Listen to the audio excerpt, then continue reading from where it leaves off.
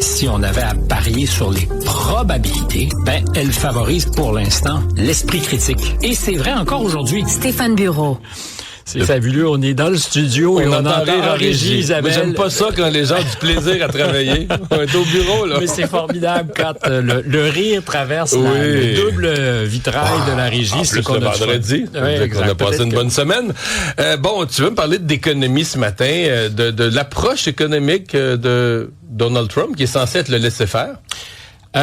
Historiquement, les républicains, c'est ceux qui t'expliquent que le marché a raison. La main invisible fait son ouvrage. On ne fait pas d'intervention. C'est du non-interventionnisme. Les partisans de M. Trump au Québec, cette semaine, nous disent sur les réseaux sociaux, regardez là, Trump, comment ça marche l'économie. Ici on a des Nordvolt et autres. Exact.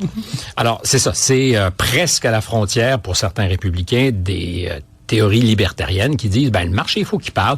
C'est le grand penseur Milton Friedman de l'Université de Chicago qui a beaucoup théorisé là-dessus. Moins t'en fais, mieux c'est. Mais c'est l'histoire du capitalisme et par moments d'ailleurs du capitalisme sauvage avec tous les excès que ça a pu engendrer.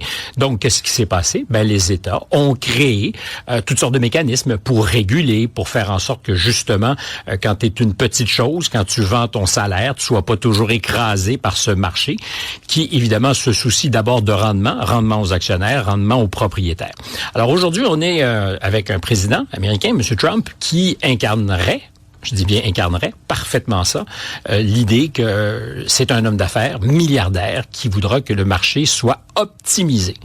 Or, c'est un président interventionniste. C'est un président qui met la main dans toutes les assiettes au beurre, pas nécessairement pour ses seuls poche à lui, quoi qu'on peut se poser des questions sur ce que fait la famille, par exemple dans le secteur du crypto, de la crypto.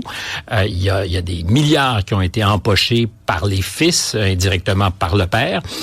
Donc la question du conflit... Il y a des rumeurs que le gendre aussi fait des bonnes affaires en Israël Jared et Kushner, à Iowa. qui fait certainement de très bonnes affaires. Alors, il y aura peut-être des enquêtes qui seront diligentées pour savoir s'il y a des conflits d'intérêts. Il y en a des apparents. Ça, c'est, disons, la portion la plus simple où on peut se poser la question... est-ce que c'est un free ride pour ceux qui sont au pouvoir? Mais derrière ça, c'est surtout, est-ce que M. Trump est un fervent partisan du laisser-faire? Et la réponse, c'est non. D'abord, les tarifs. C'est tout sauf du laisser-faire. C'est du gros interventionnisme. C'est de l'interventionnisme. Et en plus, sans qu'on ait une matrice compréhensible, parce que c'est à géométrie variable, et c'est pas mal lui qui décide des bons et des méchants. Il a une relation avec le Canada qui est pas celle qu'il a avec le Mexique. Pourtant, nous sommes liés par une entente de libre-échange. Il a décidé d'imposer des droits douaniers à l'Inde, on en parlait un peu plus tôt, de 50%, pour faire indirectement pression sur la Russie, parce que l'Inde achète du pétrole russe en contravention de ce que voudraient les Occidentaux, pour asphyxier l'économie russe. Ça marche pas. Les Indiens, on se le disait, ils sont capables d'avoir bien des partenaires dans la vie. C'est l'histoire de la politique étrangère et économique de l'Inde. Puis malgré l'amitié avec les États-Unis et que leur économie, pour beaucoup, dépend de leurs exportations aux États-Unis, ils ont dit non, on ne pliera pas les Chines. Mais Trump a imposé donc unilatéralement ces droits douaniers de 50%, qui sont d'ailleurs contestés et non seulement contesté devant les tribunaux, mais la dernière décision de justice dit qu'il n'a pas cette autorité d'imposer des droits de douane réciproques. Alors, on n'a pas la matrice parce que à chaque fois, c'est un traitement différent. Puis pour comprendre, il faudrait être dans la tête de M. Trump. Alors, c'est en soi une forme d'interventionnisme, je dirais, substantielle, sinon gravissime, parce que les interlocuteurs ne savent pas trop sur quel pied marcher. Mais on a vu qu'avec NVIDIA, qui est le plus grand fabricant de ces puces microprocesseurs essentiels au développement de l'intelligence... est devenu la plus grosse capitalisation boursière au monde, la plus grosse compagnie aux États-Unis. Milliards de dollars de valeur, c'est colossal. C'est une entreprise qui a explosé au cours des 2 dernières années, qui existe depuis plus longtemps, mais qui a effectivement explosé. Et la question, c'était, est-ce qu'on peut vendre cette technologie aux Chinois? Parce que les Chinois sont aussi dans cette course aux armements, parce que je pense que l'intelligence artificielle, c'est un peu comme en d'autres temps, la course aux armements nucléaires. Celui ou ceux qui contrôleront parfaitement les clés de l'intelligence artificielle seront très puissants. Là aussi, on en a parlé l'an dernier. J'allais dire ma vision des choses. Je n'ai pas toutes les compétences qu'il faut pour avoir des certitudes, mais mon intuition, c'est qu'il n'y aura jamais de rattrapage pour l'essentiel de l'humanité. C'est-à-dire que nous serons clients vassaux d'une technologie ou de l'autre, chinoise ou américaine. Pour le reste, on va regarder. On a déjà regardé le train passer. Et ceux qui vont être les détenteurs de ces clés vont être extraordinairement puissants. Or, les Chinois, à une époque, les voulaient. Ces composantes pour accélérer le développement de leur intelligence artificielle, achetaient des produits NVIDIA. Puis il y a eu des interdits d'exportation, justement parce que les intérêts supérieurs des États-Unis étaient menacés. On disait, est-ce qu'on va donner à notre adversaire ce avec quoi il va nous livrer la guerre? Exactement. Est-ce qu'on donne la poudre à canon à notre adversaire? Puis la réponse était non. Donc on a arrêté. Puis NVIDIA, alors il y avait un marché gris, sinon un marché noir. Puis on peut le voir, tu arrives en Chine, à Hong Kong et ailleurs, où tu retrouves les composantes qui se vendent, mais illégalement. Et Trump a dit, après tout, pourquoi pas les vendre? Mais au passage, on va se prendre une petite marge de protection, 15%. Se prendre les États-Unis.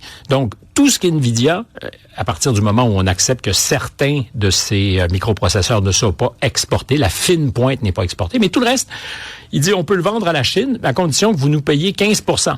Une taxe. 15%. Donc, les États-Unis, l'oncle Sam va encaisser. Il se mêle des affaires d'NVIDIA. Tu veux exporter? Parfait. Tu payes ton droit. Tu payes ta protection. D'une certaine façon, ça a été dans le langage de la mafia. Tu payes ta protection. Intel, fabricant américain, depuis très, très, très longtemps, de puces. Et là, qui prend un peu du poil de la bête, qui était vu comme dépassé à un moment. Là. Complètement, et dans lequel différentes administrations ont investi de l'argent. Et là, on dit, si on a déjà investi, pourquoi pas devenir copropriétaire? On va prendre 10%.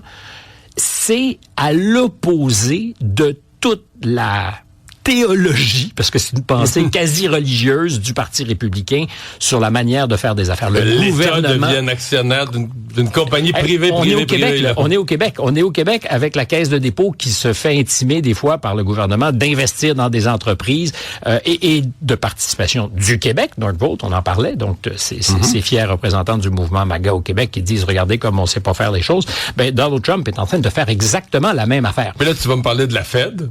Parce que les taux d'intérêt, s'il y a une chose qu'on veut voir indépendante, que le politicien, le pro-Friedman, le penseur Friedman disait... Tu ne touches pas à la Fed. La politique monétaire. C'est une institution qui est à des kilomètres du pouvoir politique. On est censé ne jamais s'en mêler. Or, il le fait publiquement. Il veut la tête de son patron.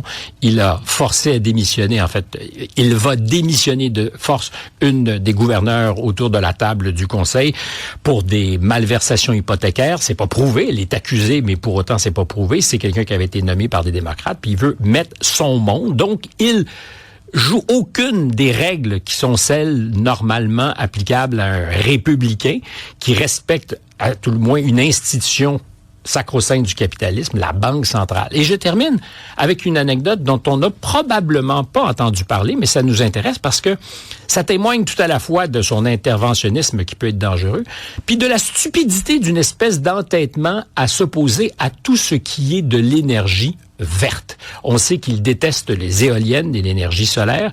Je comprends davantage les éoliennes parce que je pense qu'il y a des impacts qui sont peut-être pas mal mesurés, mais peu partagés.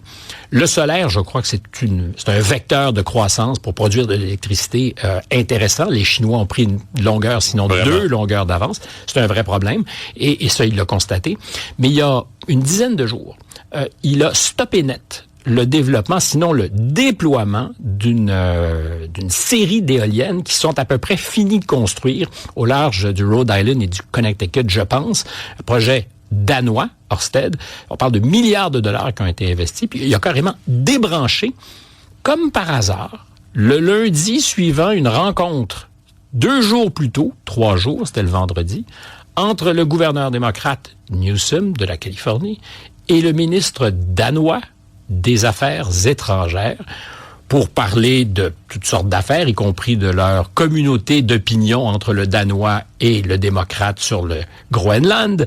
Une manière de dire, les énergies propres et vertes, nous, en Californie aussi, on va être toujours très réceptifs. Puis 3 jours plus tard, parce que c'est une entreprise danoise, Ørsted. Privée. Donc c'était de l'investissement privé. Et là, on poursuit l'entreprise a décidé de poursuivre les autorités fédérales parce que c'est des milliards qui sont en jeu et qu'ils ne peuvent pas mettre en ligne cette capacité qui pourrait alimenter aux États-Unis jusqu'à 350, 400 000 foyers. Je le dis sous réserve. Là, en te parlant, je me rappelais de l'anecdote. Donc 350, 400 000 foyers. Mais ce que ça dit quand je parle de stupidité à s'opposer en principe parce que c'est vertueux. Et Trump a fait beaucoup de kilométrage sur ces affaires-là en disant « drill, baby, drill, drill, baby, drill ». Mais évidemment, plus le baril de pétrole est bas, moins on va driller, baby, drill. Mais sa révolution de l'intelligence artificielle, c'est aussi un des thèmes que je martèle depuis quelques mois avec toi. Ça prend du jus. Et s'il y a un bull market en Amérique du Nord, c'est le bull market de l'électricité.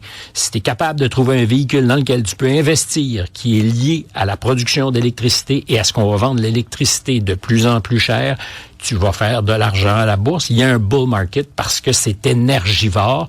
Les choses pourraient changer, c'est-à-dire qu'on pourrait trouver des moyens d'alimenter ce monstre énergivore de l'intelligence artificielle avec peut-être moins d'électricité.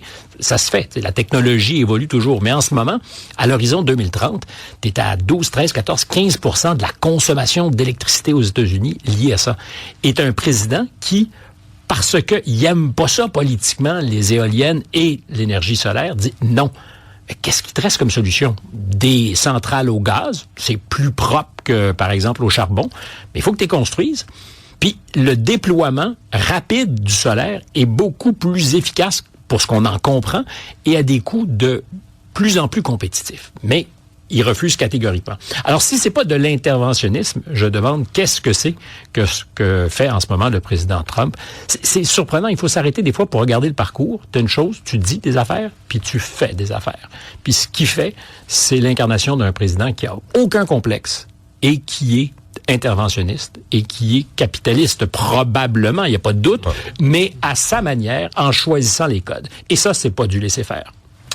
Stéphane, merci beaucoup. Salut. Bonne fin de semaine.